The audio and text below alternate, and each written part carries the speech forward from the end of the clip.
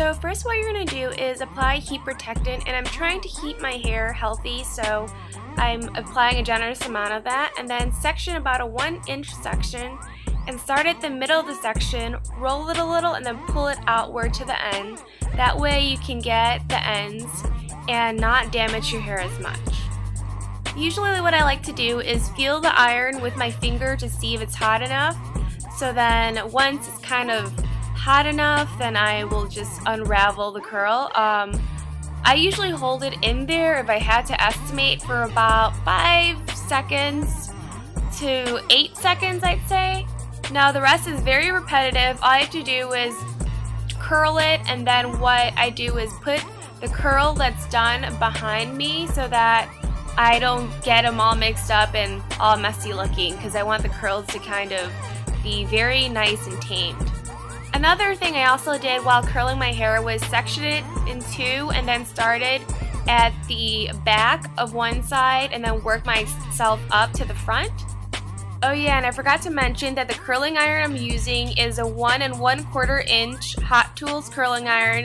It's probably the biggest barrel I can use without having the curl knot hold, because usually when I go bigger than that size, the curls wouldn't hold as long and it would just turn into a limp wave. Also, another tip to those who don't have hair that hold curls very well, what you should most likely do is when your hair is damp, apply mousse all over it so that when it dries, there's mousse in it, but it's not hard and crunchy. So when you curl your hair, the curls are able to hold for a longer period of time. And also you can always spray it with hairspray after you're done curling it. Another important thing to try to remember is leave your hair alone when it is still hot and let it cool down.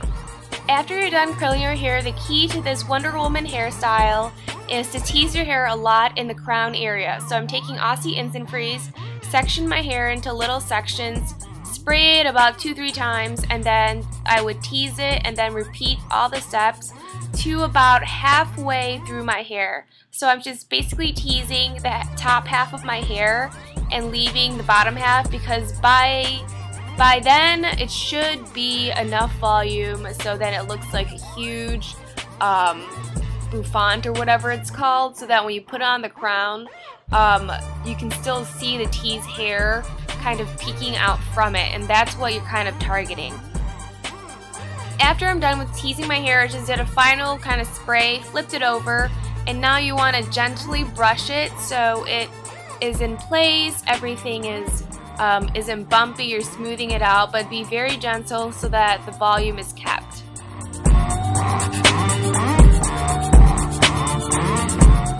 The last thing I did was simply put on my crown. Here I have a handmade, homemade kind of thing that I have in my Wonder Woman do-it-yourself tutorial that you can check out.